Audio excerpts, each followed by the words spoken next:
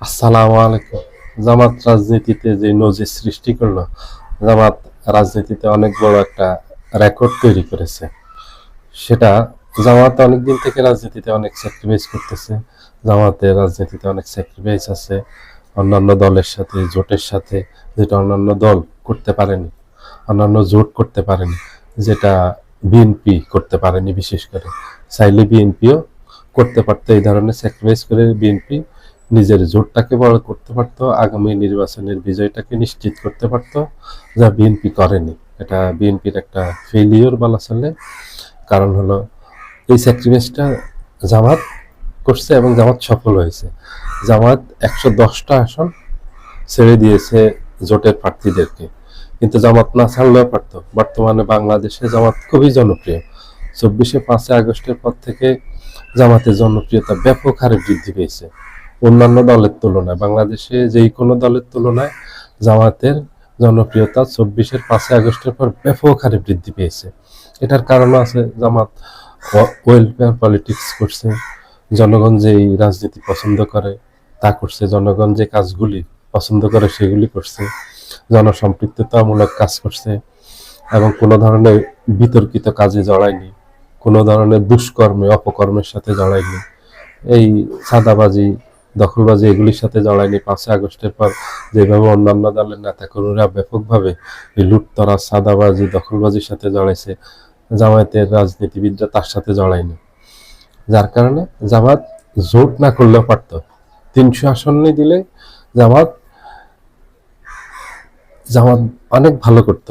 জামাত জোটে না গিয়ে জামাত 300 আসনে নির্বাচন করতে পারত। ওই অবস্থান ছিল রাজনীতিতে। কিন্তু জামাত সবাইকে নিয়ে একটা বড় জোট করে আগামী নির্বাচনে ক্ষমতায় যাওয়ার জন্য এই জোটটা করছেন। জামাতের একটা লক্ষ্য উদ্দেশ্য আছে।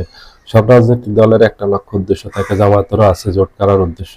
জামাত ঘোষণাও দিয়েছে যে যদি আগামী নির্বাচনে জনগণ তাদের পক্ষে রায় দেয়, তাদেরকে ভোট দেয়, নির্বাচিত করে, তাহলে সরকার গঠন করতে পারলে তারা সর্বদলীয় সরকার গঠন করবে, সকল দলের অংশগ্রহণ থাকবে সেই সরকারে।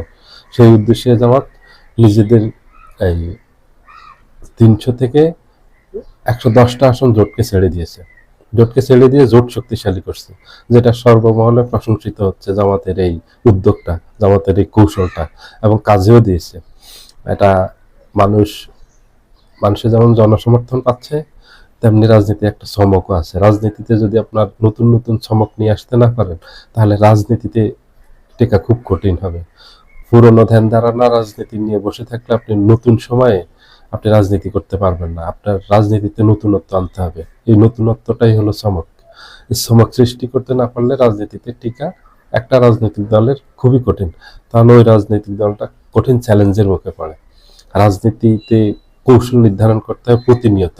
পুরনো কৌশল দিয়ে নতুন কিছু অর্জন করতে পারবেন না। আপনার নতুন কিছু অর্জন করতে হলে নতুন কৌশল নিয়ে রাজনীতিতে আসতে হবে, তাইলে আপনি রাজনীতিতে সফল হবেন।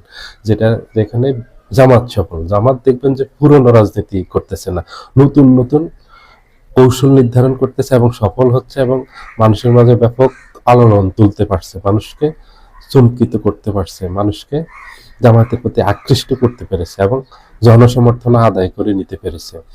যেই কৌশলগুলি নির্ধারণ করলে জনগণ সমর্থন করবে, জনপ্রিয়তা বাড়বে, নির্বাচনে বিজয়ী হওয়া সহজ হবে এবং নির্বাচনে বিজয়ী হওয়ার সম্ভাবনা বেশি থাকবে।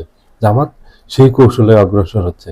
জামাত এই যে জোটকে এত ছাড় দিল, এত স্যাক্রিফাইস করলো, এত বিশাল স্যাক্রিফাইস করলো জামাত জোটের জন্য, এটা তার একটা লক্ষ্য উদ্দেশ্য ছিল, স্থির করছে, যেটা বিএনপি পারেনি। বিএনপি জোট ছোট হয়ে গেছে, বিএনপি জোটের থেকে বেরিয়ে গেছে।